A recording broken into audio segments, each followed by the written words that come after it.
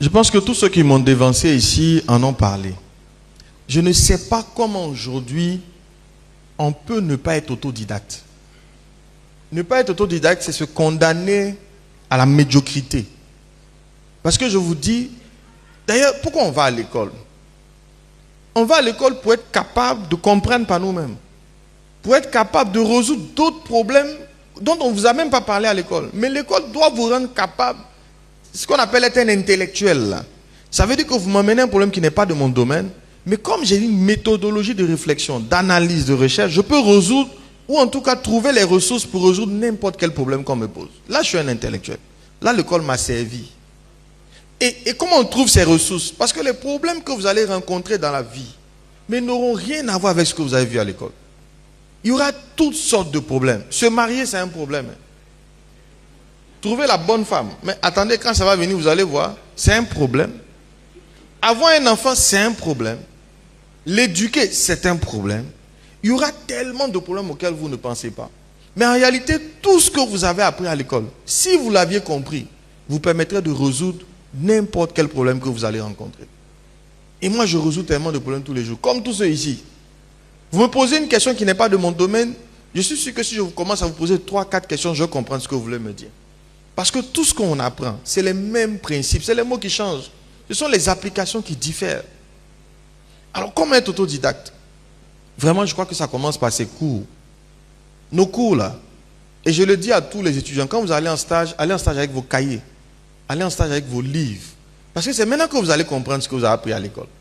Quand les difficultés vont vous être posées, retournez à vos cahiers. Qu'est-ce que le prof avait voulu dire en son temps? Apprenez déjà dans vos cours. C'est la première base. Aujourd'hui, les réseaux sociaux nous offrent des opportunités énormes. Les livres coûtent cher, mais il y a des bibliothèques. Lisez. Lisez, je vous en supplie. Normalement, quand vous êtes face à un problème, pour moi, il vous faut au moins 5 sources. La première source, ce sont vos cours. La deuxième source, ce sont vos livres. Il faut chercher des livres, il faut aller dans une bibliothèque. La troisième source, c'est Internet, dans lesquels vous avez des livres numériques. Vous avez aussi des vidéos qui vous permettent mais très facilement d'apprendre. La quatrième source, ce sont vos professeurs. C'est pour ça que vous les avez eus. Retournez vers eux. Ah, monsieur, à l'époque, on n'avait pas bien compris l'importance de votre cours là.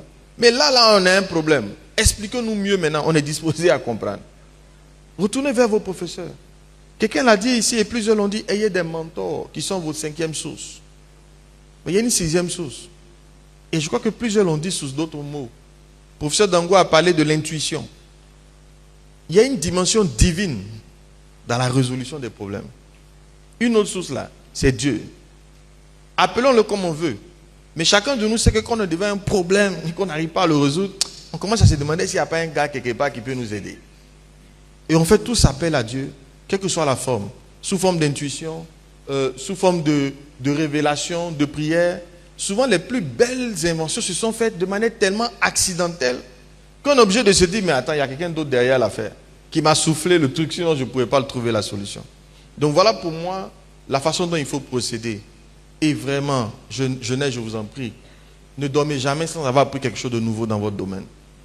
Ne dormez jamais.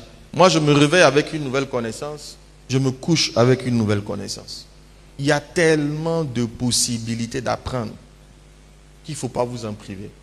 Le monde de demain, puisque la connaissance se généralise tellement, ça veut dire que la partie information est tellement disponible qu'il n'y aura que les personnes qui comprennent vraiment et qui savent utiliser qui vont faire la différence. Avoir juste de l'information ne va plus servir à rien parce qu'elle est disponible.